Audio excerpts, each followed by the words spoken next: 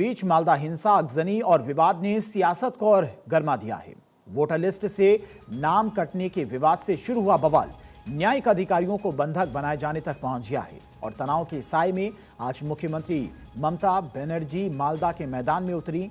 क्या ये महज एक चुनावी रैली है या फिर डरे हुए मतदाताओं के बीच में भरोसा बहाल करने की दीदी की आखिरी कोशिश?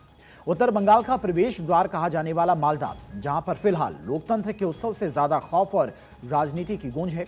हाल ही में स्पेशल इंटेंसिव रिवीजन यानी कि SIR के दौरान वोटर लिस्ट से नाम हटाने को लेकर जो चिंगारी भड़की, उसने पूरे जिले को अपनी चपेट में ले लिया। कालियाचक में न्यायिक अधिकारियों को घंटों बंधक बनाया गया, पुलिस पर पथराव हुआ। अब मामला सुप्रीम कोर्ट से लेकर NIA की दहलीज तक पहुंच चुका है और तनावपूर्ण माहौल के बीच में ममता का चुनावी दौरा और मालदा में मानिकचक, रतुआ, मालतीपुर और गाजोल में धुआंधार रैली ये बता रही है कि TMC के लिए ये सीटें साख की लड़ाई बन चुकी हैं। मालदा में सुरक्षा के कड़े इंतजाम है क्योंकि प्रशासन को अंदेशा है कि कहीं फिर से हिंसा न भड़क जाए और इस रोड शो का असल मकसद है उन मतदाताओं को बूथ तक लाना जो हालिया झड़पों के बाद घर से निकलने में कतरा रही हैं। मालदा की सियासत हमेशा से ध्रुवीकरण और जमीनी मुद्दों के बीच में झूलती रही है, लेकिन इस बार SIR का मुद्दा और न्यायिक अधिकारियों के साथ हुई बदसलूकी ने इसे राष्ट्रीय स्तर पर चर्चा में ला दिया है। बीजेपी इसे कानून व्यवस्था की विफलता बता रही है तो ममता बनर्जी से बंगाल को बदनाम करने की साजिश। आज का ये दौरा तय करेगा कि मालदा की जनता दीदी के भरोसे पर यकीन करती है या बदलाव की ओर कदम बढ़ाती है। मालदा में ममता बनर्जी ने जनसभा को संबोधित करते हुए कहा कि बीजेपी बंगाल को टारगेट कर रही है, हम दिल्ली को टारगेट करेंगे। ममता ने अमित शाह को चुनौती दी और निर्वाचन क्षेत्र में वोट काटे जाने का आरोप लगाया। ममता ने एक बार फिर से इलेक्शन कमीशन पर सवाल उठाए और कहा कि ईवीएम केंद्र सरकार बनाती है, इसीलिए अगर ईवीएम में खराबी आ जाए तो किसी को वोट मत करने दीजिएगा।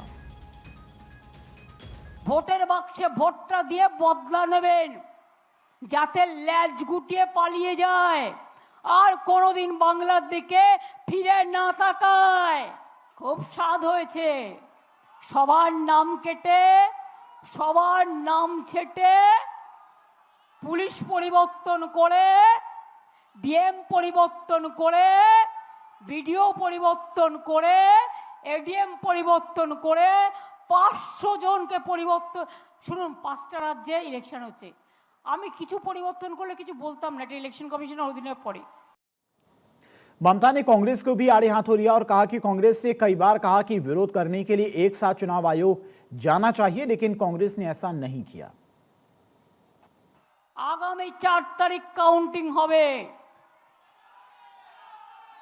খেলা তো তার আগেই হবে, খেলা তো এখন থেকেই হবে।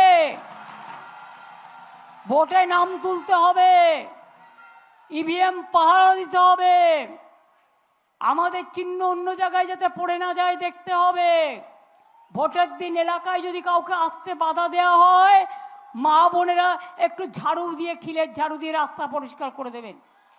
ভোটের দিন পাহারা দেবেন, ভোট কাউন্টিং এর লাস্ট ভোট না হওয়া পর্যন্ত পাহারা দেবেন। জিতবো আমরাই, মানে মানুষ জিতবে, তৃণমূল জিতবে। তৃণমূল না জিতলে বাংলা থাকবে না। ममता बनर्जी ने आरोप लगाया कि ओवैसी बीजेपी से पैसे लेकर मुस्लिम वोटों को बांटने और दंगे भड़काने आई हैं। इसके साथ ही ममता ने मालदा में जजों को बंधक बनाने की घटना पर लोगों को आगाह किया कि जजों को मत छुओ वरना NIA और CBI उठा ले जाएगी। ममता बनर्जी ने आरोप लगाया कि केंद्र सरकार CBI, NIA और ED जैसी एजेंसियों का इस्तेमाल करके बंगाल के लोगों को डरा रही है ताकि वे भाजपा में शामिल हो जाएं। ममता बनर्जी ने केंद्र पर बंगाल का फंड रोकने और विकास कार्यों में बाधा डालने का आरोप लगाया। सवाल है कि ममता दीदी बीजेपी की रणनीति देकर इतना बौखला गई हैं कि उनके टारगेट पर जांच एजेंसियों से लेकर इलेक्शन कमीशन भी आ गया है। मालदा की सियासी समीकरण की अगर बात करते हैं तो मालदा एक मुस्लिम बाहुल जिला है। लगभग 51% से अधिक आबादी यहां पर मुस्लिम है। यहां की सीटों पर मुस्लिम मतदाताओं का एक तरफा रुझान हार जीत तय करता है। त्रिकोणीय मुकाबले की संभावना है।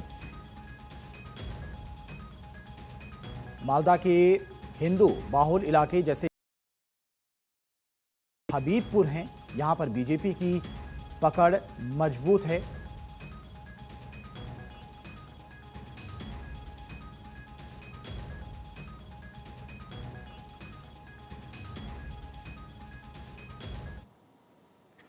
ब्यावर में राष्ट्रीय संत स्वामी गोविंद देवगिरी जी महाराज के सानिध्य में आयोजित ज्ञान से जीवन दिशा और सेवा कृष्ण नीति कार्यक्रम में श्रद्धा और भक्ति का